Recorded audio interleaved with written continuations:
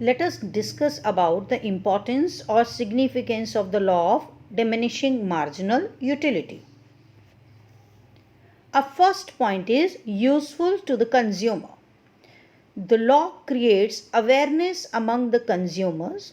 Consumers strive to obtain maximum utility from their limited resources by diversifying the consumption. आपको अच्छे से पता है हमारे वांट्स अनलिमिटेड हैं और मीन्स लिमिटेड हैं, यानी कि साधन कम हैं और इच्छाएं बहुत ज़्यादा हैं। अभी एक रैशनल कंज्यूमर क्या करेगा? ये कोशिश करता है कि उसके पास जो लिमिटेड इनकम है या लिमिटेड सोर्सेज हैं उनको वो इस तरह से खर्च करे कि उसको मैक्सिमम यूटिलिटी मिले। एक्चुअल प्रैक्टिस में एक पर्सन सिर्फ एक ही प्रोडक्ट पे खर्च करके अपनी सारी इच्छाओं को पूरा नहीं कर सकता। उसको अलग अलग चीज़ों पर इस तरह से खर्च करना चाहिए कि उसको मैक्सिमम यूटिलिटी मिले अपने खर्चे के बाद। इसे कहते हैं डाइवर्सिफाइंग द कंजम्पशन, यानी कि अलग अलग चीज़ों में अपने खर्च को डाइवर्सिफाई करना ताकि आपको मैक्सिमम यूटिलिटी मिले। तो word diversify is very very important to learn. So consumer strives to obtain maximum utility from their limited resources by diversifying the consumption. A second point is useful to the government. Law of DMU is immensely useful to the government. कैसे? Because this helps in framing various government policies like progressive tax policy, trade policy, pricing policy, etc. अभी सबसे पहले आपके दिमाग में जो point आ रहा है, ये प्रोग्रेसिव टैक्स किसे कहते हैं? प्रोग्रेसिव टैक्स का सिंपल सा मीनिंग आपने दिमाग में ये रखना है कि जितनी ज़्यादा आपकी इनकम बढ़ती चली जाती है उतना ज़्यादा टैक्स स्लैब भी बढ़ता चला जाता है। इंग्लिश में बोला जाए, समझाया जाए तो इसे क्या कहा जाएगा? Tax rate increases as the taxable amount also increases. इसका सिंपल असर क्या होने वाला है? इसका असर ये होता है कि lower rate of tax for low income earners and high rate of tax for the high income group.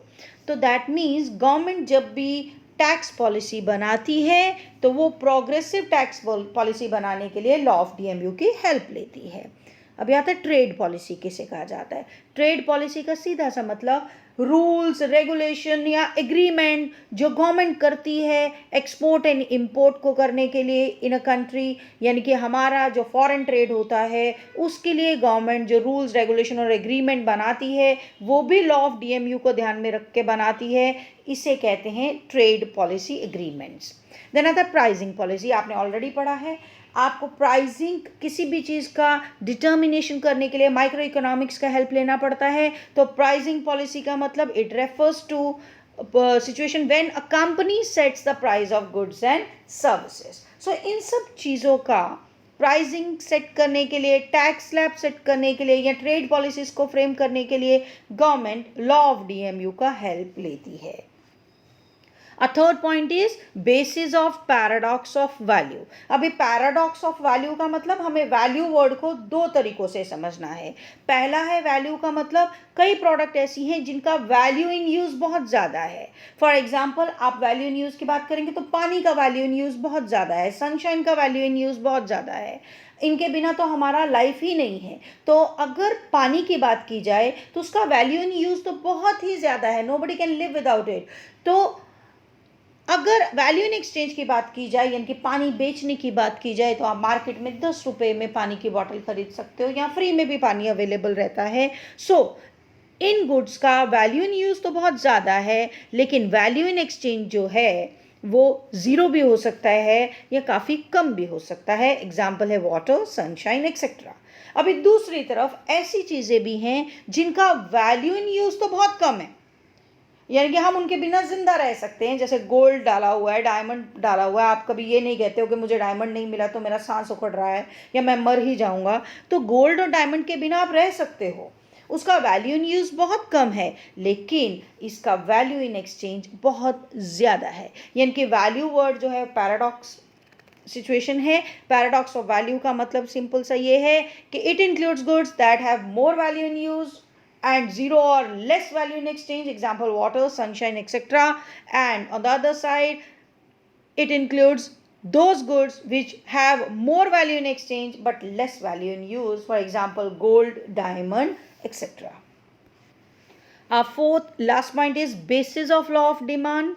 आपका जो लॉ ऑफ डिमांड है वो किस बेस पर बना हुआ है? उसका बेस ये है कि जितना ज़्यादा किसी प्रोडक्ट का प्राइस कम होता है उतना ही डिमांड बढ़ जाता है, और जितना प्रोडक्ट का प्राइस बढ़ता है उतना ही डिमांड कम हो जाता है. That means price and demand are inversely related. So over here it is written that the law of DMU is based on the law of demand. As per the law of demand, the quantity demanded of a good rises with the fall in price and fall with the rise in price. So when a consumer purchases more and more units of a good, its marginal utility declines steadily. That means लगातार अगर एक ही product को कोई person लगातार खरीदता चला जा रहा है, जैसे आप एक ब्लू जीन्स को ही खरीदते चले जा रहे हैं, तो धीरे धीरे उस ब्लू कलर से आप ऊब जाते हैं. दैट मीन्स उसका मार्जिनल यूटिलिटी आपके लिए कम होता चला जाता है.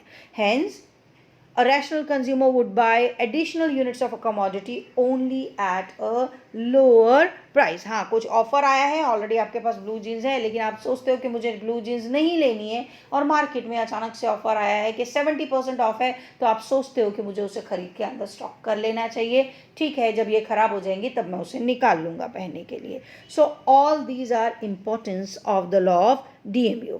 सो under the importance of the law of DMU हमने 4 पॉइंट्स कवर किए हैं. पहला है यूजफुल टू द कंज्यूमर, जिसमें ये कहा गया है एक रैशनल कंज्यूमर अपनी लिमिटेड मीन्स को अलग अलग चीज़ों पर इस तरह से खर्च करता है या डाइवर्सिफाई करता है अपनी कंजम्पशन को, ताकि उसको मैक्सिमम यूटिलिटी मिले.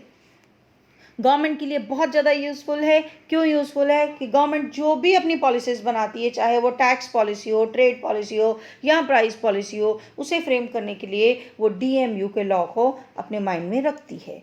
थर्ड आता है basis of paradox of value, जिसमें बहुत क्लियर आपको बताया गया वैल्यू दो तरीके से समझने की ज़रूरत है. एक है वैल्यू इन यूज़, एक है वैल्यू इन एक्सचेंज.